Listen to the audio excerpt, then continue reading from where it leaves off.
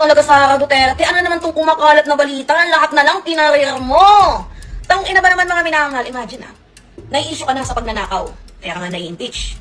Nai-issue ka pa sa panggagancho, pagta-travel, gamit ang pondo ng bayan. Meron ka bang tinatawag na tokhang-tokhang. Ngayon, ano tong kumakalat na issue? Kaya ka pala pumupunta sa ibang bansa kasi nagpalaglag ka ng bata? Uy, ang tanong ko, sino yung kabembangan mo kung totoo man tong putang inang balitang kumakalat na to? And totoo nga naman yung sinasabi, di ba? Na katawan mo, pipiliin mo kung ano yung gusto mo. Pero ito yung ito yung napakagagong ginawa mo. Ginawa mo yan, oo. Sinarapan ninyo yung mga gabi ng lagim.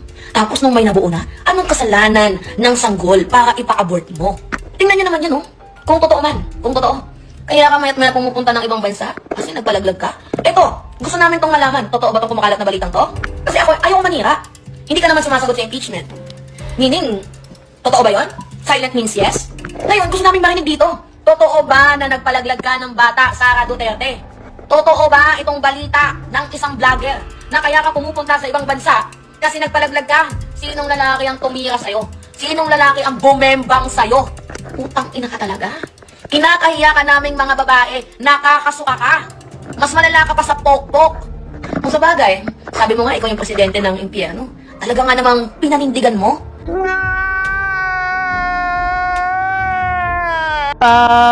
Turo po kay Robin. Robin, huwag ka naman ganun. Marunong na yan ang acting sa digong ba? Ang pangit ba naman ang turo mo? Kulaps lang. Wala bang mas malala dyan? To the point na itong siligong nag-aagaw buhay. Dapat ganun yung nag-aagaw buhay. Diba? Huwag naman yung acting na nahimatay lang. Dapat yung nag-aagaw buhay.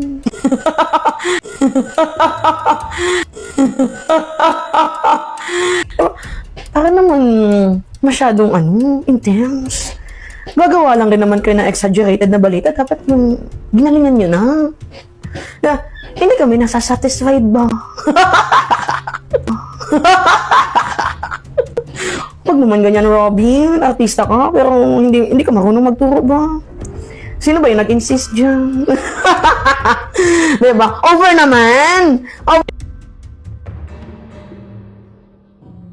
Yun na nga Nang dahil kay Zulaika Lopez, nalaglag ka Diba? Yun yung punto dito Nang dahil kay Zulaika Lopez sa pag-iiyak niya, diyan ka nalaglag. Tapos ngayon naman, gusto mong, ano ba, magjowa ba kayo?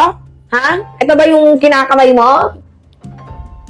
May pangalan. Anong pangalan namin sa pangalan ninyo? Wala kami pangalan sa pangalan pinangahawakan ninyo. Lakas ng amats. VP Sara Love, VIP Zulaika. Yun na ngayon nangyayari. Ngayon na, pati ba naman sa gitna ng impeachment trial, nabubuo pa din yung landian ninyo? Pati ba naman sa kalagitnaan ng impeachment trial, nabubuo pa din yung kalandian ninyong dalawa? Hindi na ba matigil-tigil yan? Hindi ba pwedeng kamutin lang muna? Gigigil ako, mga minamahal. Sige nga, mag-Gloria Macapagal syndrome tayo bago tayo mag-end.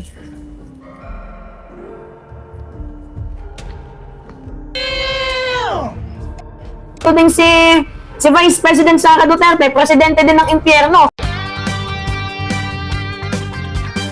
Sa bawat kanto may bagong istorya, mga tanong na di pwedeng mawala. Sabayan ng ritmo, gumalaw, matay buksan, huwag matulala. Sa Rain TV, andarang kakatotohanan. Rain TV!